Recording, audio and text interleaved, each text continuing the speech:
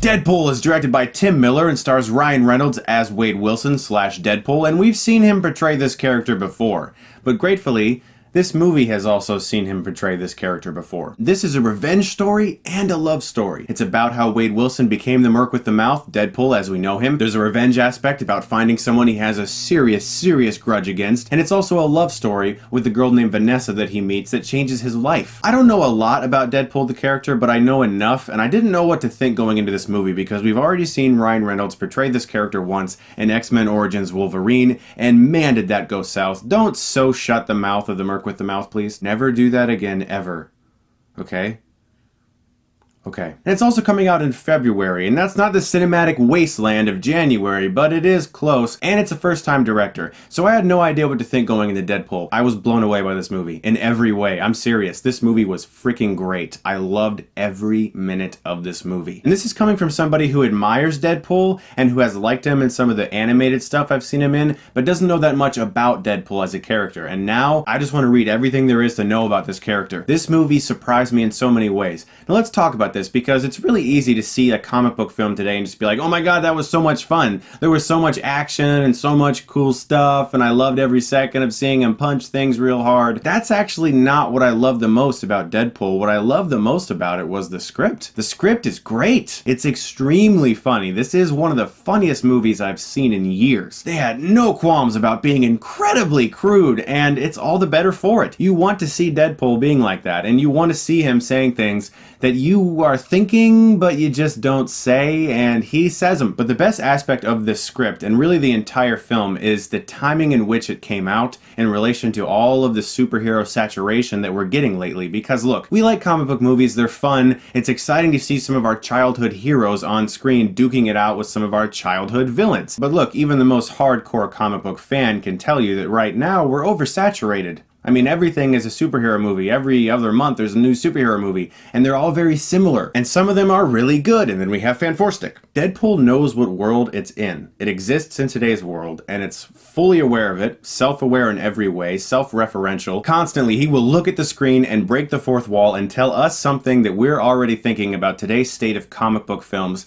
And it was beautiful. I loved it. This movie is also very aware of the past failings of this character and of Ryan Reynolds as an actor. This is seen just from the amazing opening titles, which I won't spoil, I won't ruin it for you, but once you see them, you're gonna love it. Let's talk about how the film is directed. It is extremely fast-paced. There is not a single dull moment in Deadpool. I was looking for one. About halfway through this movie, I was like, I haven't disliked a single thing yet.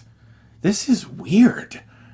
This is strange. Why do I like this so much? This is all so good. The action is directed extremely well. There's no shaky cam. There is not an overabundance of cuts. Everything looks great and clear, and when there is CGI, it's incorporated very well into the movie, like with the character Colossus. But there also isn't an overabundance of that. You can tell they didn't have quite as much money as other comic book films, and so a lot of this film does feel refreshingly in camera, even though there is a lot of CGI. It's just incorporated very well, and that's what I love about CGI. When you use it as a tool and not as your entire film, it will really help your movie, and Deadpool's the perfect example of that. About the love story, this is where the film could really falter. It could get sappy. You could feel like you weren't invested enough, or you weren't caring enough, or that it was just some plot device to make you feel like, oh no, Deadpool has to do something because his girlfriend's in danger. The way they handled the love story was equally as crude as everything else, and I loved everything about this movie. This movie surprised the hell out of me. The action was extremely well handled. The acting was good. The score and soundtrack choices were also extremely good. CGI was well incorporated into in-camera work. It was very self-referential. It was hilariously funny and crude and fast-paced and absolutely relentless as an entertaining film. Ryan Reynolds knocked it out of the park as the character. He showed honor to that character, as did the writer and director. The villain, played by Skrein, you might know him from Transporter Refueled. All I can say is thank goodness he had this movie up his sleeve, because Transporter Refueled, that didn't work out. He works as a villain for this movie and for this movie's plot. I suppose he could have been more compelling, but for what this movie needed him to be, which was basically the object of Deadpool's revenge, he worked great. Guys, this movie blew me away. I honestly cannot believe that I'm about to say this. Deadpool gets an A+.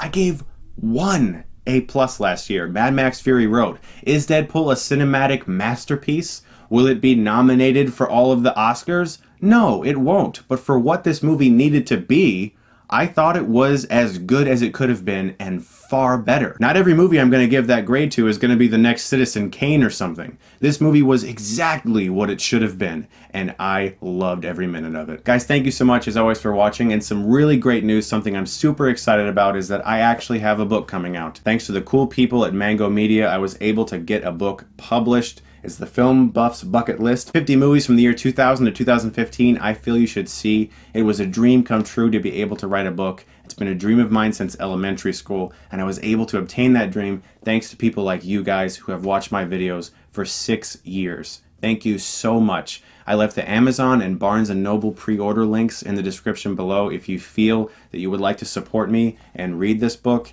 It would be the greatest thing ever, and I just thank you so much for years of support. Thank you so much. You guys have been the best. And to answer a lot of questions I've been getting about it being in foreign countries, we're trying to get it into chapters right now, which is like the Canadian Barnes & Noble. And to the best of my knowledge, it is available on Amazon in various other countries. I don't know everything for you yet, but I will try to find out. Guys, you are the best. Thank you so much as always for watching, and stay tuned later today on Sunday for my review of Samurai Cop. Oh my gosh, that movie is, it's a movie all right. Thank you so much, guys. You're the best. And if you like this, you can click right here and get Stuckmannized.